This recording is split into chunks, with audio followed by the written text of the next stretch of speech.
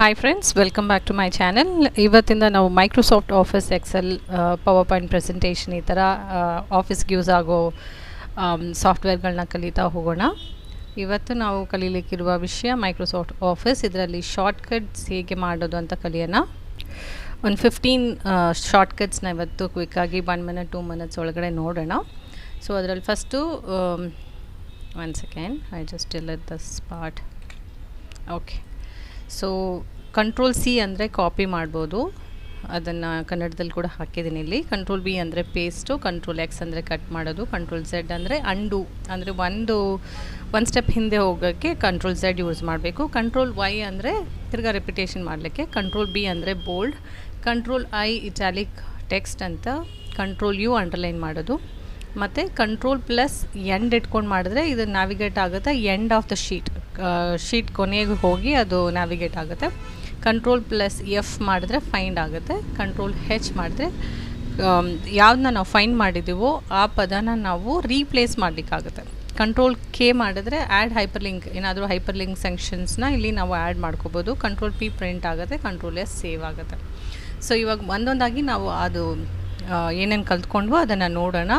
Colour ಮಾಡಲಿಕ್ಕೆ ನೀವು first ಇದನ್ನು ಕರ್ಸರಿಂದ ಈ ಥರ ಸೆಲೆಕ್ಟ್ ಮಾಡಿಕೊಂಡು ಇಲ್ಲೋಗಿ ಕಲರ್ ಆಪ್ಷನ್ಸ್ ಇರುತ್ತೆ. ನಿಮ್ಗೆ ಯಾವುದೇ ವಿಧವಾದ ಕಲರ್ಸ್ ಬೇಕು ಅಂದರೆ ನೀವು ಸೆಲೆಕ್ಟ್ ಮಾಡಿಕೊಂಡು ಅದನ್ನು ಕಲರ್ ಮಾಡ್ಕೋಬೋದು.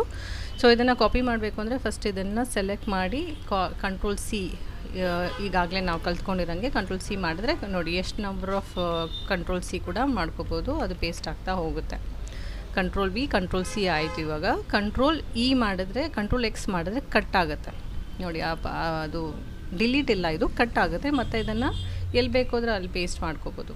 ಫಾರ್ ಎಕ್ಸಾಂಪಲ್ಸ್ಗೆ ನಾನು ಇದೆಲ್ಲ ಬೇಡ ಅಂತ ಹೇಳಿದ್ರೆ ಬರೀ ಕಂಟ್ರೋಲ್ ಎಕ್ಸ್ ಮಾಡ್ಕೋಬೋದು, ಮತ್ತು ಬೇರೆ ಯಾವ ಕಡೆ ನನಗೆ ಬೇಕು ಅನಿಸುತ್ತೋ ಅಲ್ಲಿ ನಾನು ಅದನ್ನು ಪೇಸ್ಟ್ ಮಾಡ್ಕೋಬೋದು. ಅದಕ್ಕೋಸ್ಕರ ಅದನ್ನು ಕಂಟ್ರೋಲ್ ಎಕ್ಸ್ ಅಂತ ಹೇಳ್ತೀವಿ. ಮತ್ತು ಇದನ್ನು ಕಂಟ್ರೋಲ್ ಝೆಡ್, ಒಂದು ಸ್ಟೆಪ್ ನಾವು ಡಿಲೀಟ್ ಮಾಡಿರೋದು ಮತ್ತು ಹಿಂದಕ್ಕೆ ಹೋಗಬೇಕು ಅಂದರೆ ಅದನ್ನು ಕಂಟ್ರೋಲ್ ಝೆಡ್ ಮಾಡ್ಬೋದು. ಒಂದು ನಿಮಿಷ. ಸರಿ, ನಾವು ದೊಡ್ಡದ ಪದ ಇಟ್ಕೊಂಡು ಕಲ್ತ್ಕೊಂಡ್ರೆ ನಮಗೆ ಬರಲ್ಲ, ಹಾಗಾಗಿ ನಾನು ಚಿಕ್ಕದಾಗಿ ಮಾಡಿದ್ದೀನಿ ಫಾಂಟ್ ಸೈಜು, ನಿಮಗೆ ಇದು ಅರ್ಥ ಆಗೋಕ್ಕೆ ಅಂತ ಹೇಳಿ. ಕಂಟ್ರೋಲ್ ಎಕ್ಸ್ ಮಾಡಿದ್ರೆ ನೋಡಿ ಈ ಥರ ಕಟ್ ಆಗುತ್ತೆ, ಅದನ್ನು ನಾವು ಎಲ್ಲಿ ಬೇಕಾದರೂ ಪೇಸ್ಟ್ ಮಾಡ್ಕೋಬೋದು ಕಂಟ್ರೋಲ್ ವಿ ಅಂತ ಹೇಳಿ. ಮತ್ತು ನಾನು ಇದನ್ನು ಕಂಟ್ರೋಲ್ ಝೆಡ್ ಮಾಡಿದ್ರೆ ಹಿಂದೆ ಹೋಗುತ್ತೆ, ಅಂದರೆ ಒಂದು ಸ್ಟೆಪ್ ಹಿಂದೆ ಹೋಗುತ್ತೆ. ಫಾರ್ ಎಕ್ಸಾಂಪಲ್ ಇಲ್ಲಿ ನಾನು ಪೇಸ್ಟ್ ಮಾಡ್ತೀನಿ ಅಂತ ಇಟ್ಕೊಳ್ಳಿ, ಪಕ್ಕದಲ್ಲಿ ಪೇಸ್ಟ್ ಮಾಡಿದ್ದೀನಿ ಅಂತ ಇಟ್ಕೊಳ್ಳೋಣ. ಪೇಸ್ಟ್ ಮಾಡಿಬಿಟ್ಟು ಇವಾಗ ನನಗೆ ಕಂಟ್ರೋಲ್ ಝೆಡ್ ಮಾಡಿದ್ರೆ ಒಂದೊಂದಾಗಿ ಹಿಂದೆ ಹೋಗುತ್ತೆ. ಒಂದು ಸಲ ಕಂಟ್ರೋಲ್ ಝೆಡ್ ಮಾಡಿದ್ರೆ ಒಂದು ಸಲ ಹೋಗುತ್ತೆ, ಎಷ್ಟು ಸಲ ನೀವು ಕಂಟ್ರೋಲ್ ಝೆಡ್ ಮಾಡಿದ್ರೋ ಅಷ್ಟು ಸ್ಟೆಪ್ ಹಿಂದೆ ಹೋಗುತ್ತೆ. ಮತ್ತು ನಾನು ಇವಾಗ ಯಾವುದನ್ನಾದರೂ ಟೈಪ್ ಮಾಡ್ತೀನಿ ಅಂತ ಇಟ್ಕೊಳ್ಳಿ,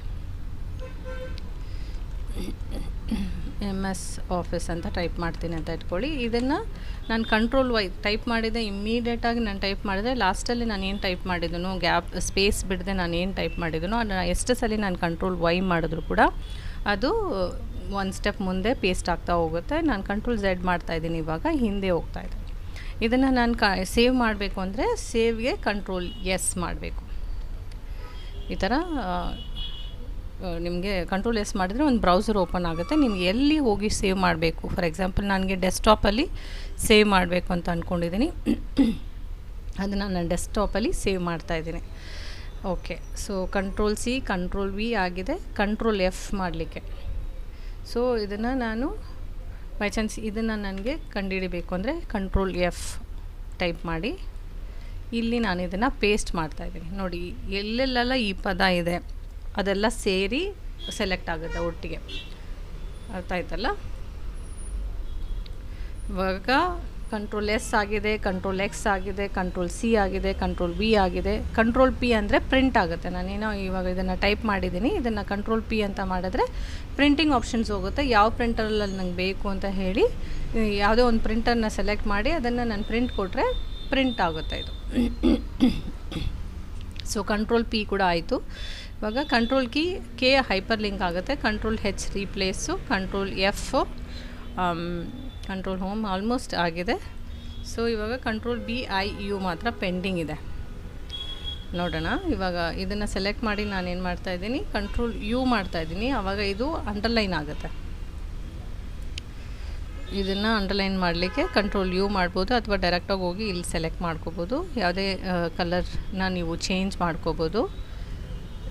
ಇಲ್ಲ ಕಂಟ್ರೋಲ್ ಬಿ ಮಾಡಬೇಕು, ಯಾವುದಾದ್ರೂ ಇಂಪಾರ್ಟೆಂಟ್ ಪದ ಇದೆ ನಿಮಗೆ ಇಲ್ಲಿ ಅಂದರೆ ಅದನ್ನು ನೀವು ಕಂಟ್ರೋಲ್ ಬಿ ಮಾಡಿದ್ರೆ ಬೋಲ್ಡ್ ಆಗುತ್ತೆ. ಇವಾಗ ಆಲ್ರೆಡಿ ಇದು ಎಲ್ಲ ಲೆಟರ್ ಬೋಲ್ಡಲ್ಲಿರೋದ್ರಿಂದ ನಿಮಗೆ ಅದ್ರ ವ್ಯತ್ಯಾಸ ಗೊತ್ತಾಗ್ತಾ ಇಲ್ಲ.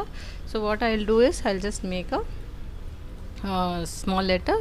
ಯಾವ್ದು ಪದ ಬೇಕೋ ಅದನ್ನು ಸೆಲೆಕ್ಟ್ ಮಾಡ್ಕೊಂಡು ಕಂಟ್ರೋಲ್ ಬಿ ಮಾಡಿದ್ರೆ ನಿಮಗೆ ಕ್ಯಾಪಿಟಲ್ ಲೆಟರ್ ಆಗುತ್ತೆ, ಕಂಟ್ರೋಲ್ ಬಿ.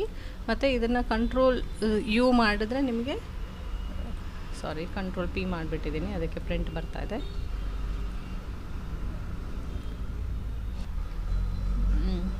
ಇದನ್ನು ನಾನು ಕಂಟ್ರೋಲ್ ಯು ಮಾಡಿದ್ರೆ ನಿಮಗೆ ಅಂಡರ್ಲೈನ್ ಬರುತ್ತೆ.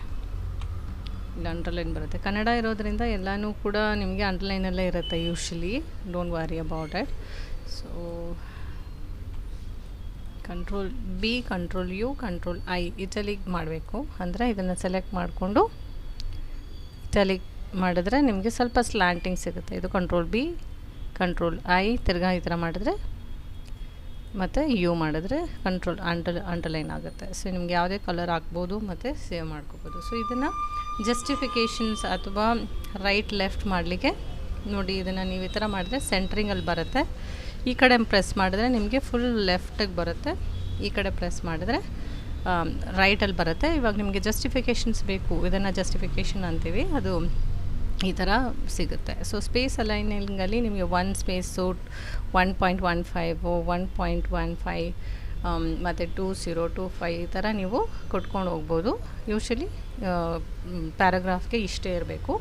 ಮತ್ತು ಇದಕ್ಕೆ ನೀವೇನಾದರೂ ನಂಬರಿಂಗ್ ಕೊಡಬೇಕು, ಪಾಯಿಂಟ್ಸ್ ವೈಸ್ ಕೊಡಬೇಕು ಅಂದರೆ ಈ ಥರ ಕೊಡಬೇಕು. ಯಾವುದಾದ್ರೂ ಒಂದು ನಂಬರ್ ಸೆಲೆಕ್ಟ್ ಮಾಡಿಕೊಂಡು ನೆಕ್ಸ್ಟ್ ಪಾಯಿಂಟ್ ನೀವೇನಾದರೂ ಟೈಪ್ ಮಾಡಬೇಕು ಅಂದರೆ ಅದು ಆಟೋಮೆಟಿಕ್ಕಾಗಿ ನಂಬರ್ ಇಲ್ಲಿ ಇದು ಆಗ್ತಾ ಹೋಗುತ್ತೆ. ಫಾರ್ ಎಕ್ಸಾಂಪಲ್ ಇಲ್ಲಿ ನಾನೇನೋ ಟೈಪ್ ಮಾಡ್ತೀನಿ ಮತ್ತು ನಂಬರ್ಸ್ ಆಟೋಮೆಟಿಕ್ಕಾಗಿ ಹೋಗ್ತಾ ಇರುತ್ತೆ. ಸೊ ಅದು ನಂಬರಿಂಗ್ ಮಾಡೋಕ್ಕೆ.